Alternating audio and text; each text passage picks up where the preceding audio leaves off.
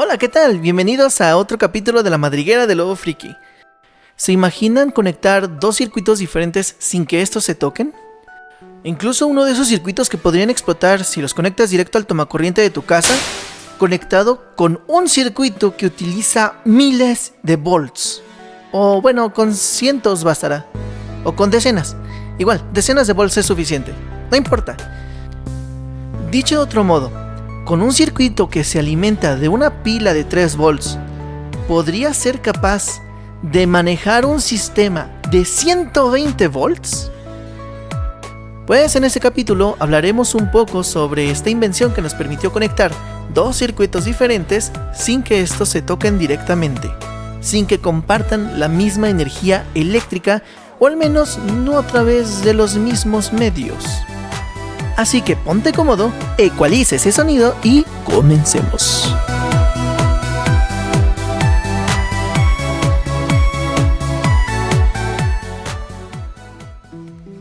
Saben, una vez conocí un lugar muy curioso. Era un pueblo de ocelotes. Esos ocelotes no conocían la palabra ciencia como tal. Sin embargo, lo que hacían era sí o sí ciencia. Y verán, observaban fenómenos, proponían hipótesis, modelaban matemáticamente, hacían pruebas e incluso contrastaban con sus otros descubrimientos, con otras hipótesis y conocimientos.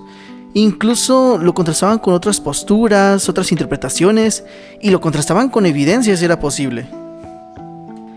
Además, culturalmente una de las frases que más tenían presentes era que nadie tenía la última palabra. Recuerdo haber estado cerca de la entrada y me dieron una bienvenida bastante cálida. Y ya una vez dentro de los muros del lugar, uno de los ocelotes más viejos se me acercó. Tenía una sonrisa entusiasta y me ofreció un animoso saludo. El viejo ocelote me llevó de tour, mostrándome sus grandes descubrimientos y sus grandes inventos. Me hablaba de ellos, me comentaba todo lo que podía hacer, cada detalle. Quedé asombrado de ver tantos documentos y aparatos, pero entre ellos hubo uno específicamente que me llamó la atención. Este aparato era curioso. Era como una especie de plato gigante en la parte de arriba, sostenido por 3 columnas que se apoyaban sobre un bloque de madera más o menos del ancho del diámetro del plato de arriba. El plato se veía bastante hondo. No mucho para ser una semiesfera, pero sí era bastante hondo.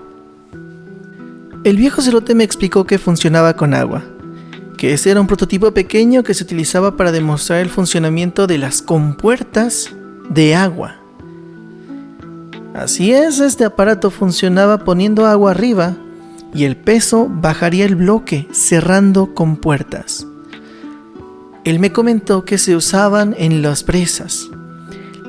El agua de la represa hacía flotar el bloque de madera cuando no tenía suficiente peso arriba, o sea, cuando se evaporaba el agua, y permitía el flujo hacia la ciudad.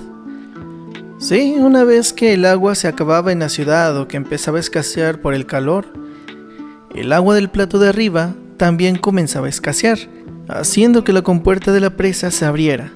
Una vez se reabastecía, de nuevo se llenaba el plato y bajaba, haciendo que la presa se volviera a cerrar. Era un mecanismo increíble. El viejo celote me comentó que tenían otro similar, pero que hacía lo contrario. Cuando llovía mucho, la canasta se llenaba y activaba un sistema de poleas que levantaba la compuerta, y eso hacía que la presa soltara líquido para evitar que se desbordara. Y todos esos inventos en realidad estaban basados en información que ya tenían, en los textos que ya justificaban su trabajo. Eran científicos de verdad estos ocelotes. Y en ese momento recordé una cosa que había estudiado: los relevadores. Porque de la misma forma en la que ellos utilizaban corrientes pequeñas de agua o la lluvia para poder activar un mecanismo que moviera otras corrientes de agua que no tenían que ver con la que lo había activado, los relevadores tienen un principio bastante similar.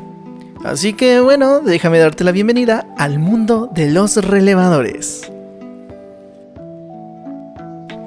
¿Y qué es un relevador? Bueno, ya lo habíamos mencionado en capítulos anteriores, pero siempre de pasada. En este capítulo vamos a hablar un poco sobre los relevadores de una forma un poquito más seria. Y para eso tenemos que remontarnos hasta 1820. En 1820, durante una de sus clases, Hans Christian Ørsted descubrió algo curioso. Verán, cuando él estaba demostrando lo que era el circuito eléctrico con un hilo, un cable y una batería, la brújula que tenía cerca comenzó a cambiar su dirección hacia el circuito. Entonces lo que hace Ørsted es tomar la brújula y ponerla cerca del circuito, y se da cuenta que siempre el norte de la brújula señalaba hacia el cable. Entonces cuando lo ponía cerca del cable se quedaba perpendicular al cable. Esto ya era interesante, sin embargo no pasaba de una curiosidad. Aún así, el fenómeno ya estaba a la luz de la ciencia. En la década siguiente, Faraday y Joseph Henry ya habían desarrollado algunas teorías electromagnéticas que permitieron dar el siguiente paso. La primera fue la de la inducción y la segunda fue la de la autoinducción. Con Faraday, la inducción formalizaba matemáticamente lo que Ørsted ya había observado con su brújula hace unos 10 años atrás. Y con Joseph Henry, lo que hacía la autoinducción era demostrar que podías alterar el estado magnético de un circuito para poder alterar su estado eléctrico. Y bien, podríamos hablar de electromagnetismo ahorita, pero es un tema bastante curioso. Y es que tanto la gravedad como el electromagnetismo, perdón por irme por las ramas, han puesto de cabeza la física durante mucho tiempo. Así que vamos a darle su espacio en otro capítulo. Por el momento, sigamos adelante con esto del relevador, ¿ok? Ok. No pasa mucho después de que se formalizara la inducción y la autoinducción para que un grupo de científicos pudiera crear el primer modelo de relevador. Esos científicos eran William Fosherhill, Charles Whiston y Edward Davy. Estos tres lograron crear el primer modelo de relevador. Pero, ¿en qué consiste o cómo funciona? Bueno, basándonos en lo que sucedió con el señor Ørsted, lo pronuncié bien. Basándonos en el descubrimiento de Ørsted y la formalización de Faraday y todo este relajo, tenemos algo interesante, y es que el relevador lo que hace es que tiene dentro un pequeño electroimán.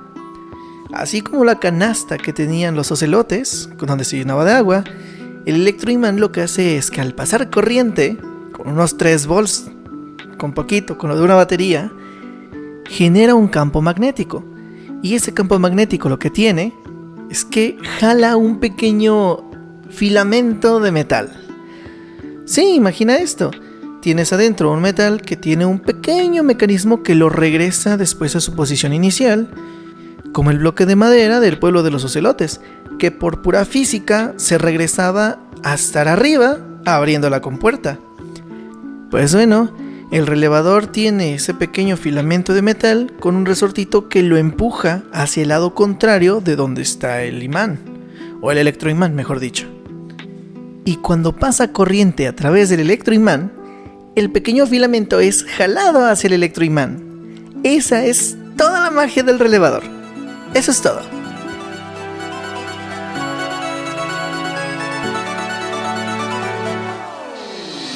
Bueno, no todo. En realidad hay algo más que se tiene que hacer para que el relevador funcione, o haga lo que tenga que hacer. Y allí es donde empieza el primer detalle relevante de esto. El relevador consta de una entrada de corriente y 2 salidas de corriente. Y esos filamentos que utilizan para las entradas y las salidas, y el filamento que se mueve para poder cambiar su estado, generalmente toleran flujos y voltajes más altos que los del electroimán. Así que puedes conectar esas puntas del relevador, las entradas y salidas, a circuitos que requieren una demanda mayor de potencia, y funcionarán perfectamente bien. Sin embargo, si intentas conectar las patitas que activan el electroimán a un sistema de alto voltaje o de alto amperaje, lo que vas a lograr es o hacer que le dé fiebre al relevador, o directamente Si bien hay relevadores que tienen electroimanes que pueden tolerar un poco más de energía, la mayoría de los relevadores generalmente están hechos para trabajar con voltajes muy bajos. ¿Y por qué es esto? Bueno, si recuerdan un poco el de datos curiosos sobre informática, recordarán lo de los microprocesadores y los microcontroladores. En realidad, esto de los microprocesadores y los microcontroladores tienen algo interesante que mostrar. Y es que ellos trabajan con voltajes de 5 o 3 volts, con amperes muy bajos, amperajes muy bajos. Y esto implica que para poder hacer control con sistemas mucho más pesados, que como habíamos hablado, los más sencillos de todos los procesadores, de 4, 8, 16 bits, de 4 no porque de esos ya no se usan creo, pero de 8, 16 bits, suelen utilizar esos voltajes muy bajos. Y estos voltajes bajos los usan para activar esos relevadores. Pero el relevador se usa para activar cosas mucho más fuertes, mucho más grandes. Robots, sistemas de automatización, esas camillas movedizas, ¿cómo se llaman? Lo había utilizado en el ejemplo del robot de la trituradora que mata tu peluche. ¿Cómo se llama este? Bandas transportadoras. También utilizan alto voltaje. Entonces, los microcontroladores requieren activar sistemas bastante más pesados, pero aparte ellos no pueden darles toda esa corriente o todo ese voltaje a los sistemas más grandes. Entonces lo que usan es una señal que va al relevador y el relevador hace el resto de dejar pasar la corriente, tal cual la lluvia o tal cual el sistema de la ciudad de los ocelotes, para poder trabajar con las corrientes de agua, los desfogues y todo eso. En Town, ya sabemos que el electroimán mueve un filamento adentro del relevador. Sabemos que el relevador tiene una entrada y 2 salidas. Y sabemos que eso se utiliza en las industrias para automatizar. Pero ¿cómo exactamente el relevador hace lo que hace? Pues bien, el filamento es un filamento que, como ya habíamos comentado, se puede mover de lado a lado. De un lado está acostado sobre una de las salidas y cuando el electroimán lo jala, se mueve y se acuesta ahora al otro lado sobre otra de las salidas. Y ese filamento no es más que un fierrito que conecta la entrada, o sea, la señal de entrada, con la señal o la patita de salida. Entonces, si tú activas el relevador, lo que hace es que actúa como un switch. Y ese switch lo que hace es que ya no deja pasar la corriente para este lado, sino que la mueve para el otro lado. Tengamos un ejemplo un poco más visual. La mayoría de ustedes seguramente ha estado en internet el suficiente tiempo para enfrentarse al clásico dilema del trenecito. Es en el que tienes una persona de un lado amarrada en las vías y en el otro lado tienes 5 personas amarradas en las vías y tú tienes una palanca con la que puedes cambiar la vía y así cambias la dirección del tren de la vía A a la vía B. Sin embargo, vamos a pensar en esto como un relevador, porque en realidad eso es lo que hace. Lo que hace en realidad es mover la forma en la que están conectados los rieles. Y al cambiar la forma en la que están conectados los rieles, haces que el tren cambie de dirección. Bueno, imagina que tienes un flujo constante de trenes. Pobres personas, lo sé. Imagina que tienes un flujo constante de trenes, pero los trenes son bastante pequeños. Así que tú puedes cambiar el riel de dirección sin problemas. Entonces lo que ahora puedes hacer es que cuando tú mueves la palanca, los trenes se van a dirigir hacia otro lugar. Vuelves a mover la palanca donde estaba antes y los trenes ahora se dirigen hacia el lugar donde antes se estaban dirigiendo. Si lo ponemos en términos de un relevador, lo que tendríamos es que tenemos un cable que está conectado a una persona y otro cable que está conectado a 5 personas. Y ahí tú, presionando un botón, decides, activando el relevador, para dónde quieres que pase la corriente. Si quieres que la corriente pase por la persona 1 o quieres que pase por las otras 5 personas. No los atropellas, pero el fin es el mismo. Bueno, mejor vamos con un ejemplo menos oscuro. Supongamos que el tren tiene 2 direcciones posibles, la ciudad de los osos polares y la ciudad de los camellos. Y el tren, para poder hacer eso, toma una de las 2 vías que ya están en el camino. Pero para poder ir a una ciudad o a otra, tienes que mover esa palanca. Bueno, con un relevador puedes hacer que la corriente eléctrica se vaya hacia un brazo mecánico o hacia una banda transportadora. O incluso no conectar uno de los puntos de salida del relevador y simplemente que funcione como un switch de prendido y apagado para la única cosa conectada. Y a este punto tú podrías decir, ok, ¿para qué quiero eso si puedo usar un botón? Entonces quiere decir que no escuchaste la parte de los microcontroladores. Pero en realidad tiene sentido la pregunta, porque si tú dices que tienes una forma de hacer otro botón de encendido apagado, pero con pasos extra, porque ahora tienes que conectar otro circuito, mínimo debe ser útil de alguna forma. Y la gran utilidad es que ahora todo trabaja con electricidad. Y el hecho de que todo trabaje con electricidad te permite utilizar otros componentes, sensores o incluso comunicarte con otros sistemas para poder activar ciertas cosas. Y de ese modo no esperar a que una persona se dé cuenta que, por ejemplo, hace más frío, o que, por ejemplo, ya hizo o terminó este proceso y tienes que iniciar este otro. Permite la automatización, permite evitar errores humanos y permite que las personas se centren en trabajos más interesantes que estar presionando botones. Y tal vez ya nos están viendo a los programadores, a los escritores, taquimecanógrafos y todas las personas que presionamos botones a diario para poder vivir. Pero no va por ahí la cosa. Me refiero a otra forma de trabajo en la que tienes que presionar botones. Entiéndase por botones, interruptores, switches, o como lo llamen en sus países, o como lo llamen en sus idiomas. Pues bien, ¿qué más trajo el relevador a la vida moderna? Pues en realidad nada más eso. Una vez que el relevador podía funcionar, se podían hacer sistemas.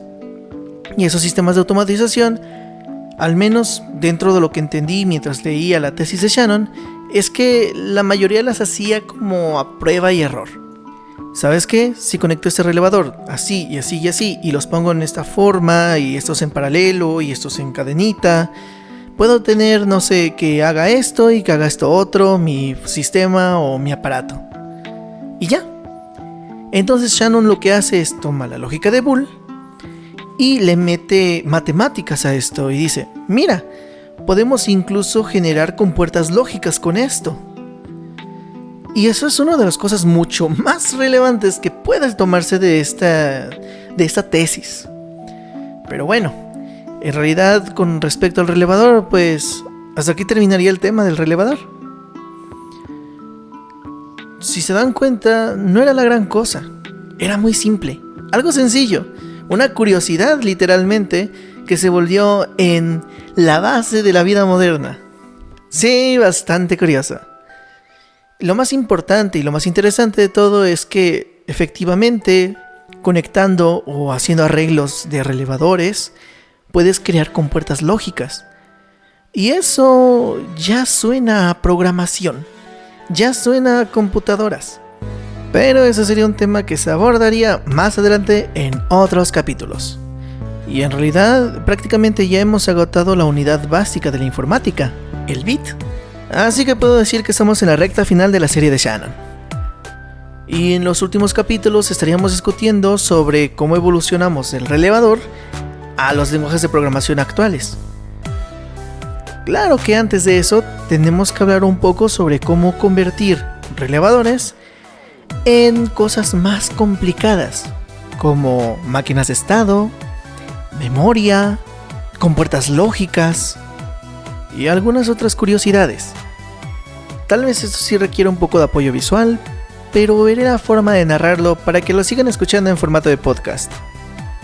Bien, las referencias que tomé para poder hacer este capítulo las dejaré en la descripción. Encontré un libro que me gustó bastante, pero que por desgracia, si no hablan portugués, no lo van a poder leer. Espero que puedan leerlo o que puedan encontrar la forma de traducirlo, o si encuentran la versión en español o en inglés en caso de que puedan leer inglés, léanlo, es muy bueno. Y si creen que pueden entender el portugués, no se desanimen, créanme, el portugués es muy similar al español, son inteligibles. pueden leerlo y una que otra palabra que no entiendan la buscan en, no sé, el traductor de Google o algún diccionario que tengan. Algunos otros papers, pues como saben, la ciencia se escribe en inglés, en francés o en alemán, dependiendo de la época. En este caso están en inglés, por suerte. Pueden acceder a ellos. Y alguno que otro texto también en español. Ya saben cómo es el formato. Si no han estado en la página de Facebook, el formato es menos para lo que es divulgativo, asterisquito para lo que es técnico, más para lo que es fundacional. Y obviamente tanto lo técnico como lo fundacional pues pueden tener lenguaje técnico muy complicado de comprender para personas que no estén dentro del área ya, pero no es un impedimento para que le den una ojeada. Créanme, vale la pena que se espanten con algunas ecuaciones o con términos raros, pero que puedan ver de dónde salió todo lo que está descrito en la divulgación. Y si logran entenderlo, mucho mejor. Así estarán del otro lado. En fin, espero que les haya gustado este capítulo, que hayan podido aprender algo o que mis ejemplos se hayan podido entender. Y recuerden, cualquier cosa que los lleve a descubrir, a conocer o a comprender el mundo es ciencia. Cualquier cosa que los lleve a nuevas ideas, a entender la lógica detrás de las palabras o a interpretar este mundo es filosofía. Así que no tengan miedo de compartir sus ideas. No tengan miedo de ver si tal vez se han equivocado o van por buen camino. Y no tengan miedo a hacer preguntas obvias o a hacer preguntas sobre lo obvio. Tampoco tengan miedo de si sus ideas parecen pequeñas, porque como pudieron ver con el relevador, ahí está el espíritu e incluso el legado de hacer ciencia. Yo soy Love Dog Burfus Calupó y ese fue el capítulo sobre relevadores de la madriguera de Lobo Friki. Nos vemos.